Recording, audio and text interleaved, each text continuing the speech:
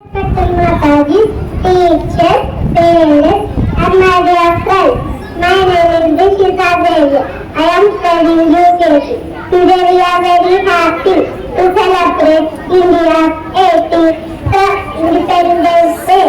India became independent on 15th August 1947. I love my country and respect our Indian flag. Now let us know about our flag colors. Thank you. Top color of our Indian flag I stand for courage and bravery, wisdom and realism. Thank you. Hello everyone, I am Mike. I am the unique color of our Indian flag.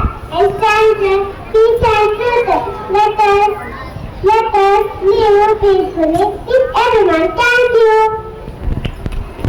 Hello everyone, I am Neil. I am the water color of our Indian flag. I stand for nation and growth with power, environment, humanly. Thank you. Hello everyone, I am the Ashok